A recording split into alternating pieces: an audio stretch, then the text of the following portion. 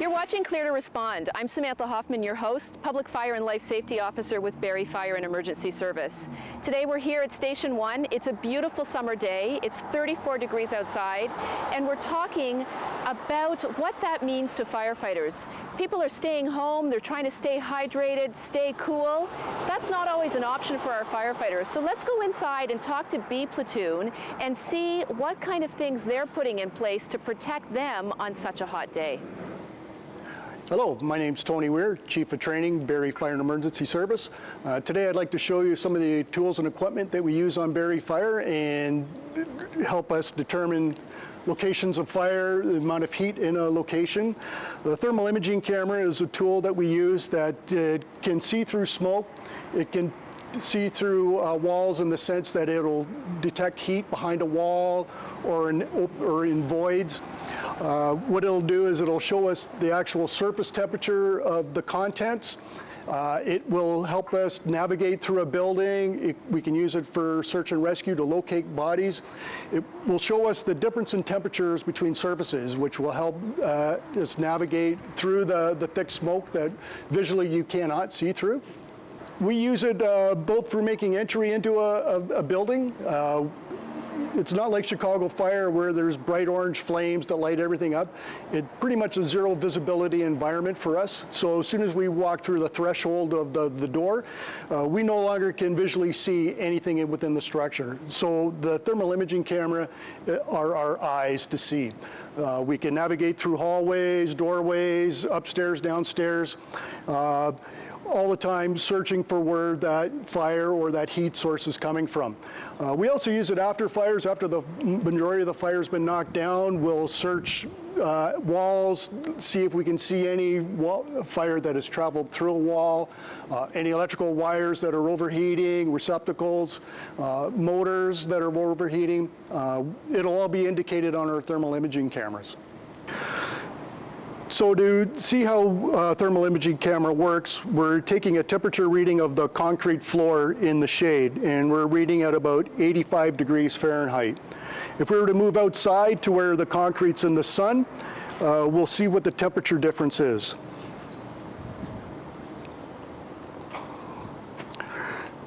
So now our camera is reading 120 degrees Fahrenheit. But different surfaces can absorb different amount of heat. So as we move over to the pavement, we're now up to 130 degrees. So there's a 10 degree difference between black pavement and the lighter colored concrete. So now we'll go over to a couple of vehicles and we'll see what the temperature is inside a vehicle. Most people are concerned about leaving their pets or children in a vehicle. So let's actually check the temperature of a vehicle that's been sitting in the sun since first thing this morning.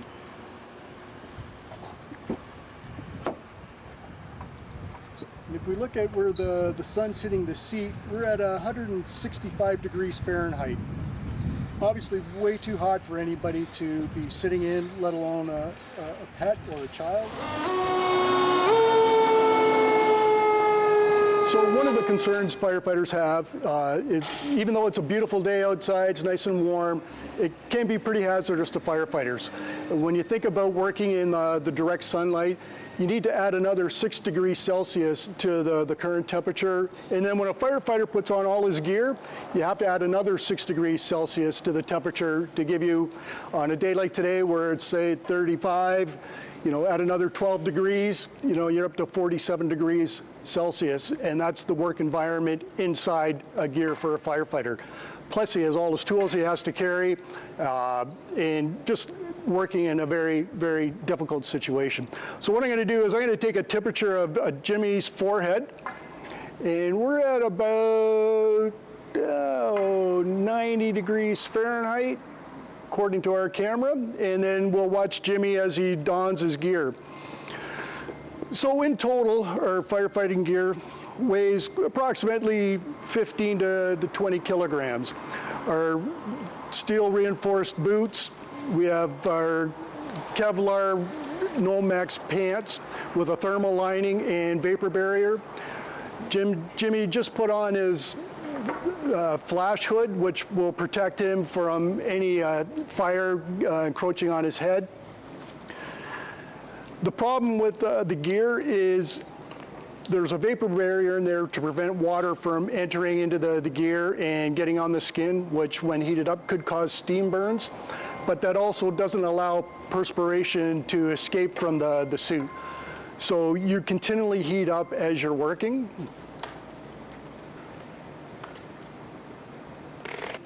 Because of the nature of our work, because of the hostile work environment, and it's not TV, it's not like Chicago Fire, where we have to be buttoned up, zipped up, completely encapsulated in our gear to prevent any burns or any heat penetrating into our current gear. He still has a 30-pound air pack he needs to put on. So we're in the shade, it's relatively cooled compared to the outside temperature. And the air pack he has on his back has a 45-minute air supply bottle, but that 45 minutes will only last in a resting state. As you increase your workload, you consume more air. As you become more fatigued, you consume more air. As your body temperature starts to increase, you start to consume more air. So your actual working time within a fire could be as short as 15 minutes. And now that he's fully donned, he needs tools and equipment to attack a fire. How much does that weigh? So in total, we're up to close to 100 pounds, fully equipped. Been working out. And I'm sweating now.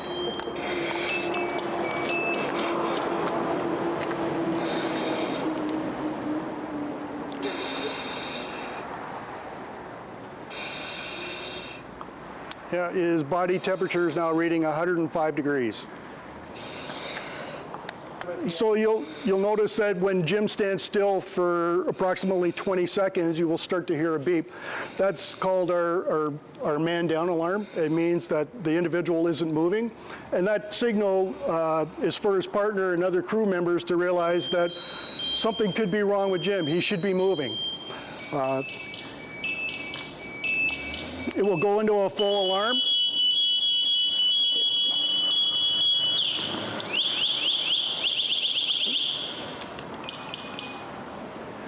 So that's an added safety feature we have. It's also a thermal gauge that will indicate to the firefighters or the crews that the temperature in the room or the compartment that they're in is starting to increase beyond a safe level.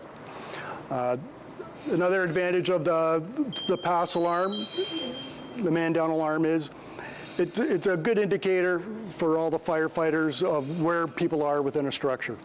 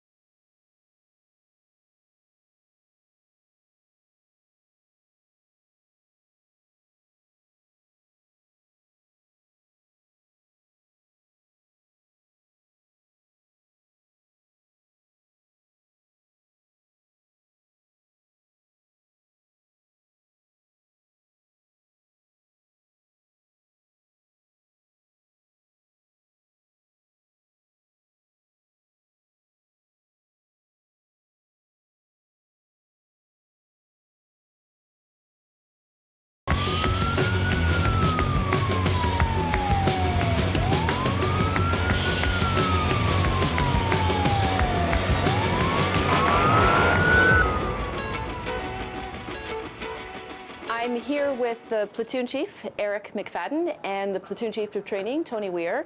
and it's 34 degrees outside. It's hot, and people are wondering what they're going to do in the heat and how they're going to keep cool. So as a platoon chief in charge of a group of firefighters, what are some of the things that you need to consider on hot days like this? Yeah, well, there are definitely some challenges. It gets pretty hot out there, especially when the guys are all having to put on their bunker gear and air packs, which add that added weight in the heat.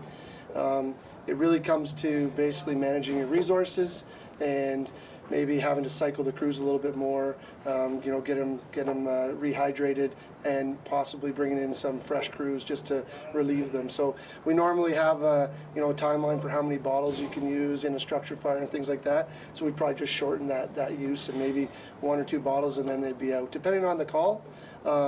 And then in speaking with the officers of all the crews, they know that as soon as they can, they're going to get their guys to dress down, and so that they can try to cool off as quick as they can. So we just had a little fire, and it was a shed fire, and the guys were pretty hot, and so it was all they could do to make sure they could dress down as quick as they can, get some hydration in them with some electrolytes and stuff, and then get ready for the next one.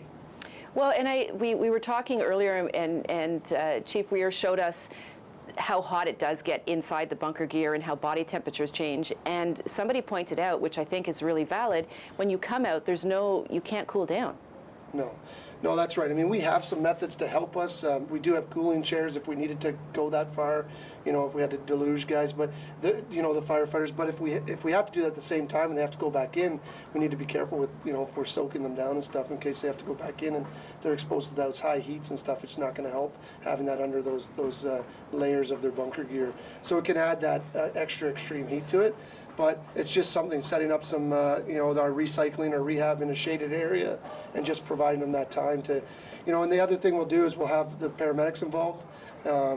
At calls, typically we have paramedics on scene anyways, and not just because there's someone that's already needing their assistance, but they're also there to help protect us.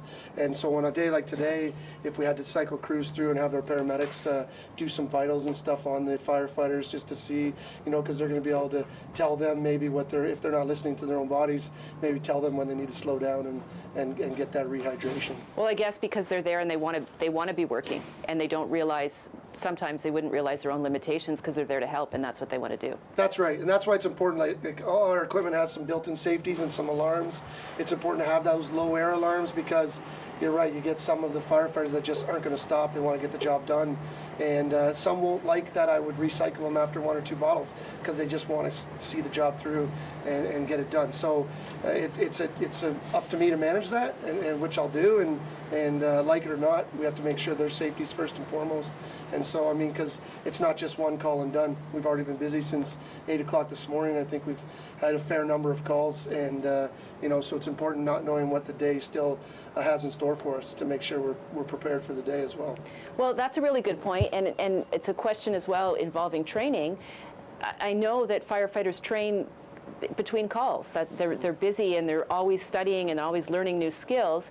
How do you train on days like this? It gets pretty challenging. We try to curtail any outdoor activities just because of the increased heat that our firefighters have to work in. So we'll do a lot of classroom work inside the station, at the hall. We'll plan our activities when the weather's more appropriate. So that could actually be, instead of training right now, maybe after dinner, 7 o'clock, 8 o'clock tonight, we can get back outside when it's cooled down and we're not working in direct sunlight. So you're talking about how hot it is. You don't know. You need to be prepared for the calls. Do we see an increase in calls on hot days like this, like more medical calls? We can potentially. But it really can be. Any given day. We don't know. The heat certainly can cause some more emergencies, some heat stress and heat stroke for those medical type calls. Maybe increase when it's getting dry. Grass fires and things like that can occur a little bit more. It can, but again, it's very random. And then as for some of the training we'll do too, that Tony had mentioned was, there are some outside things we'll do, but it would be stuff that we can gear more towards not having to put our bunker gear on. So other types of things we might train on as well. today, for example, we're going to have some crews do some water training. So they'll be in the water, but again, it's up to them to monitor themselves and make sure that they're not, hitting those limits, and that they're still going to be fresh and capable for when they have to go to emergency call. So we talked about it's 34 degrees today, how hot it is, and we've already seen firefighter Jimmy put all his gear on, and Tony was able to show how his body temperature rose. And there's no cheating with that gear, right? Like, you have to be completely covered, and then you're going into a fire that's burning crazy hot. What happens to those firefighters when they're in those kinds of fires? Well, it's interesting because there's a lot more to add to it. I mean, depending on the work they're doing, they're dragging a hose line, a charged hose line, which adds more weight, and that work crawling around their hands and knees, working around some of the structures and stuff. So it adds that extra fatigue and stress to the body. So we already go through a procedure when we come out of a structure fire or anything like that. We have to go through a procedure through our decon where we open up our jackets and we have to off gas. So we're off gassing any of those toxins and stuff that have come within our bunker gear and stuff. But the same would go for the heat just in the body, to try to let your body breathe, because there's nowhere to go, and you come out and it just feels like you're hitting that limit and overheating. So the quicker you can get that stuff off, you'll see some of the firefighters will be pouring some water over their head right away to try to immediately cool some of those key areas. But it's opening up the bunker gear even before they dress fully down to just let that air out, let their body off gas a little bit, and help them manage that heat and that stress, because they could have to quickly put their stuff back on and turn around and go back in.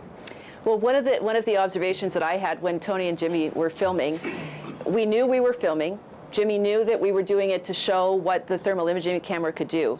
But when it came time to gear up, he was quick. His training kicked in, Sure. And he didn't take his time, and he didn't, like, it was really hard even for Tony to describe the pieces because they were going on so Yes. fast. And I think that's what happens all the time, That's right. Like, it just kicks in. That's right, and you have that nature in you because we have those timelines that we want to make sure we're in our gear and out the hall. So I mean, we're already heating up before we even get there and go to work and crawl around and fight that fire or deal with the medical call or the car accident or whatever it is. We're in all that extra protection, that gear on us before we then can dress down accordingly and things like that. So the heat starts the minute the tones go off, really, through the mental fatigue that you're starting to have with the call you might be dealing with, to then the physical heat and stuff that you're encountering. Which then ties right back into the training, why it's so important to train all the time so that you're always prepared and ready, and your resiliency and your resistance is up, and your endurance, because on days like today, yes, you're going to be working really hard. And that's why the firefighters put in time working on their physical fitness.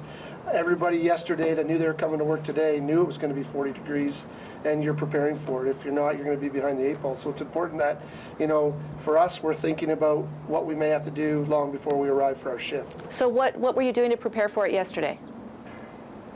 Sorry, I didn't want to be honest for a second. No, you wanted to be honest for a second. Take a breath and re-ask the question. Yes. Yeah, sorry. Sorry. Okay. Cut. Here we go. So that's a great point. What were you doing yesterday to prep for coming in and working in today's heat? Well, I think it was important that, for many of us, we'll be making sure we're, getting a good night's sleep. You're starting to hydrate.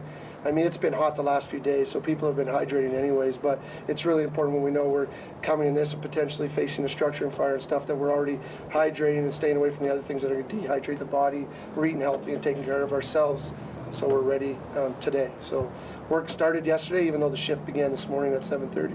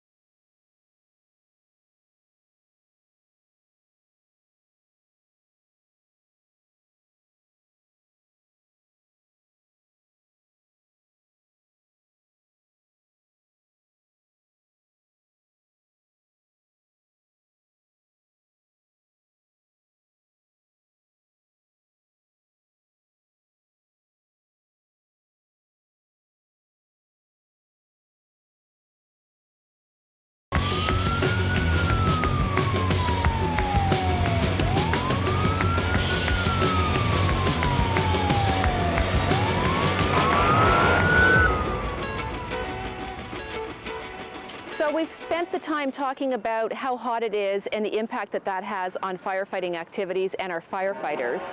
But look at all of this dry grass, dry, flammable material.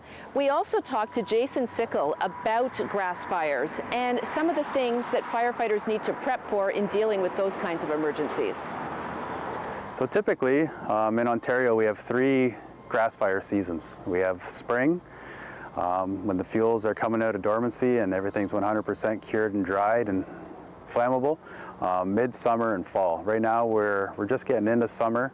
We've had a long period of drought, hot, cloudless skies, very little rain. So you can see the grasses behind me are starting to die back. They're drying out, they're getting crispy, and they're becoming a real hazard and a concern.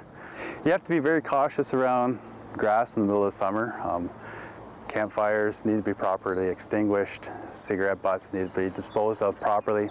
It takes very little spark to get these fine grass fuels ignited.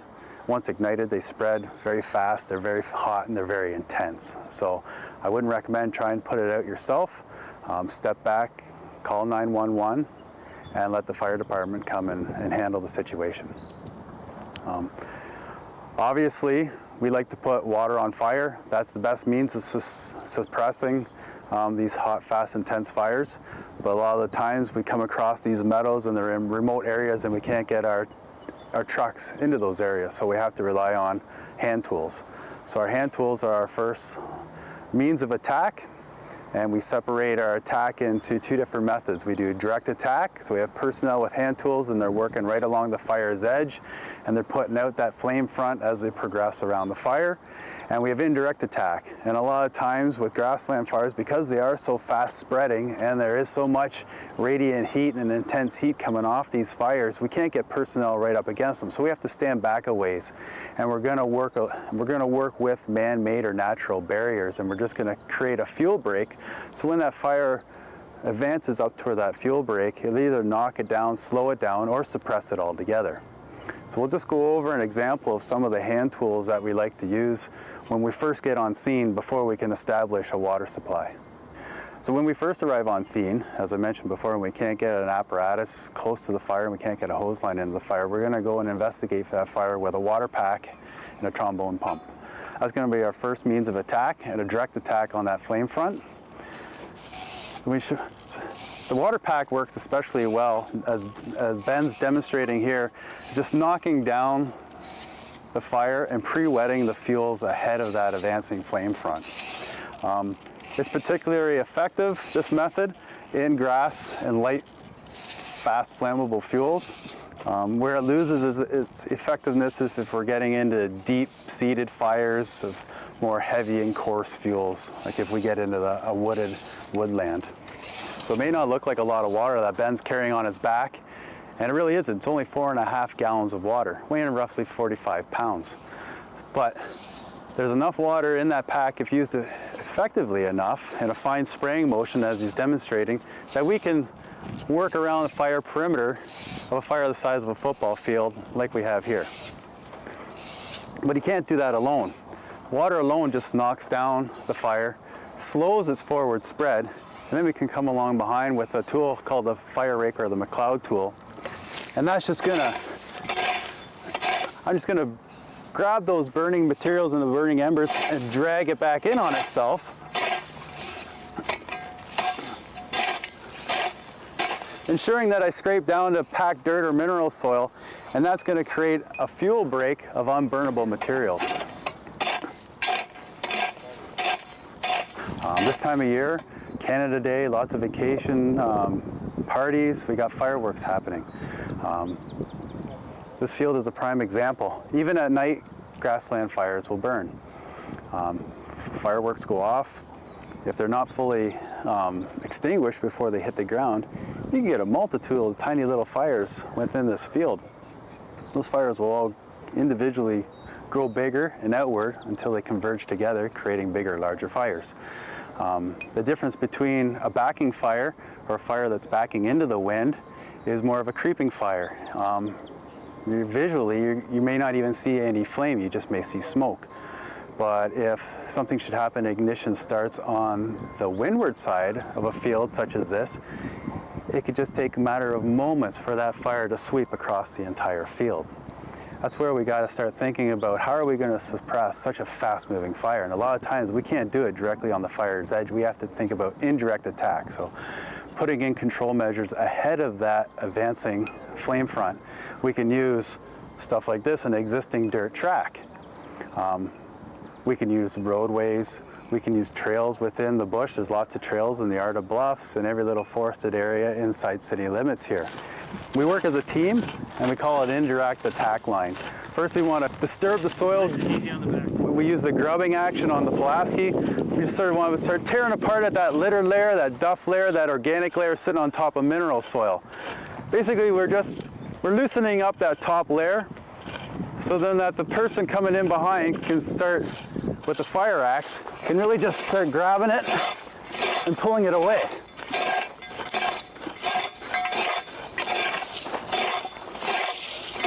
Fire can't burn dirt.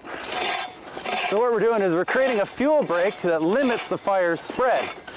The fire is still going to burn intensely up to that fuel break and possibly could jump over. So the position or the responsibility of the follow-up person with the water pack is to wet these fuels with a nice sweeping spray action. So when the fire does get up to that, it dies down because it's hitting wet fuels, and it slows right up when it hits that exposed mineral soil. But it takes a lot of thought process and pre-planning and evaluating the conditions ahead of that advancing flame front that's going to determine what kind of outcome that we have.